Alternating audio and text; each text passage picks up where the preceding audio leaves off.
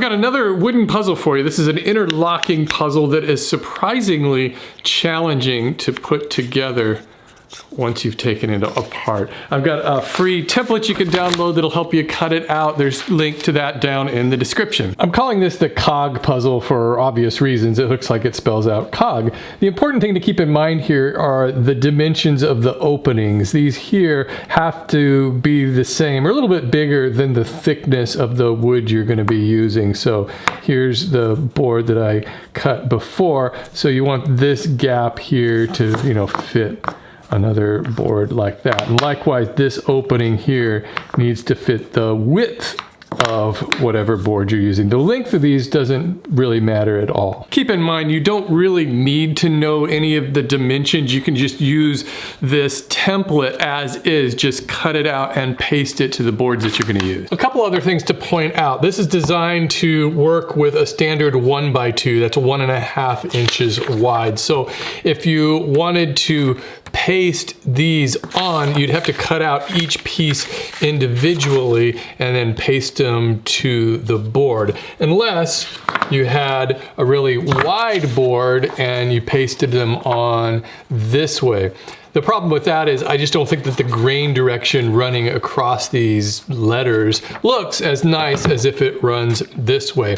The other problem, which is a bigger problem, is how are you going to cut out these small openings? If you have a scroll saw, I think that's what I did on these when I cut these out, then that's easy to cut out small pieces like this. But most likely you're going to have to use a jigsaw, and these pieces are just so small it's going to be really difficult to hold those and get the jigsaw in there. So what I've done is I made up kind of a vertical orientation of that template so that you can paste it down on a longer board here, and then you'll be able to clamp these two sides down and safely cut out these pieces using your jigsaw. And then once you have all that done, then you'll be able to cut these pieces to length.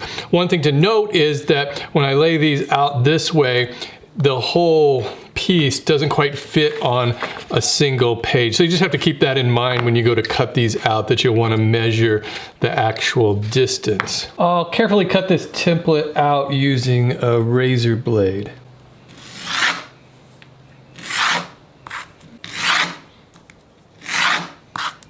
I think while I'm doing this, I'll make 2 of these, since I've got this scrap of walnut that I've had for a while, and I haven't been able to use it for anything because it's got a little bit of a twist in it, but for something this small, it'll work out fine. So I'm gonna make one using the walnut, and then I'll make one using that pine board. So I'm attaching these using spray adhesive. And I'm putting it on pretty thick here because I don't want this template to come off while I'm sawing it.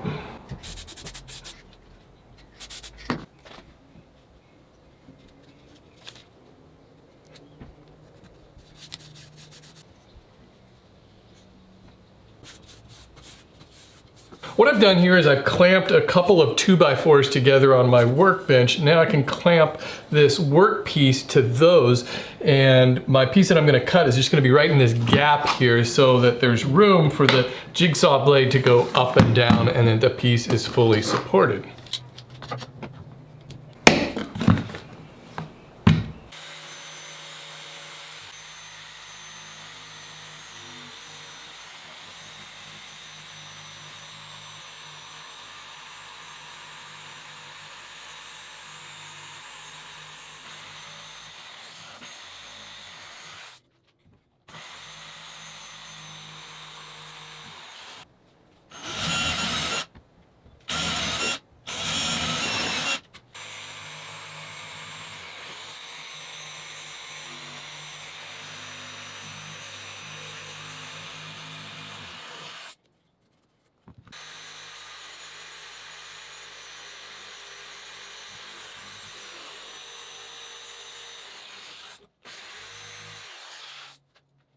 To sand those down nice and smooth, I like to use a paint stick. These are usually free at hardware stores or anywhere that sells paint. So first thing I want to do is just cut off this little curved area. I've also got a thin strip of wood here that I can rip really narrow.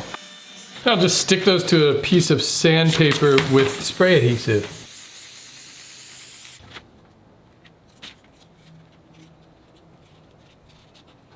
And with those dry, I can just cut them out.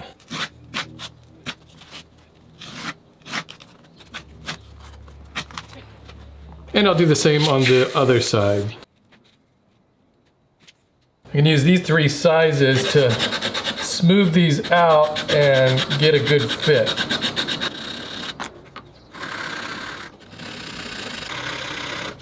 I cut this little piece off the end so I can use it as a tester.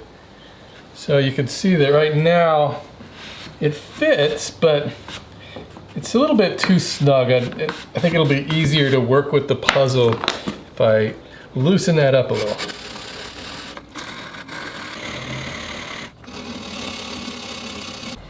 Okay, it looks like both directions fit nicely. This one might be a little snug. Yeah.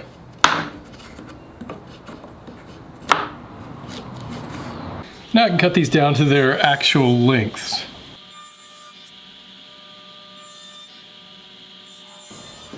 I can use this middle one to set up stop block so that I can cut the other 2 to the same length.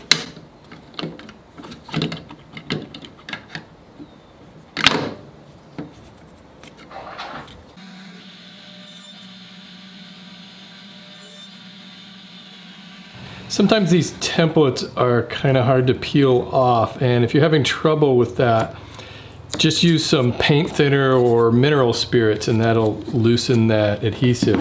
I've got a heat gun which works incredibly well.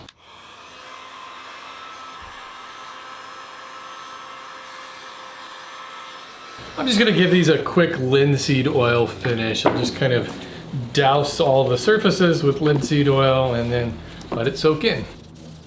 I'm going to finish the walnut version with spray lacquer. No reason.